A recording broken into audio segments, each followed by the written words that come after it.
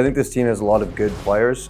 We're young. We're pretty inexperienced in a lot of the areas. I think like our D have pretty low numbers of games, but there's a lot of promise there, and I think we're building. We started off real good, and then we kind of went through a tough stretch, and then obviously losing Al and stuff at the deadline, and Declan is a hole that we got to fill. And I'm looking forward to the last 38 games or whatever we have left. I think we can make some strides and make some noise in the playoffs.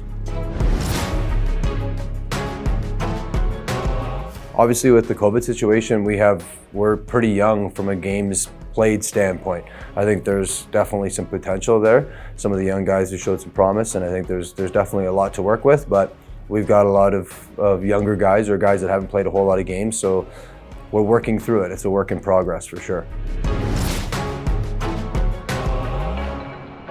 Obviously, the last 3-4 weeks, COVID's finally hit us, and there's obviously been some challenges with games being canceled and who can play and who can't play and how many guys are in. And another challenge would be when someone comes back from COVID, just like we don't really understand exactly how the player's feeling and how much you can push and what the right answer is, like from a fitness standpoint and getting them ready to play. So it's definitely brought some challenges from that we wouldn't be normally used to. I think that's a question every coach struggles with at different times of the year. I think sometimes it's easy, sometimes it's a little more difficult, and there's more that goes into it. When things aren't going well, you try to stay positive as much as you can in certain situations, but at the same time still having to do the teaching. It depends what's happening on the ice, how you would motivate the team.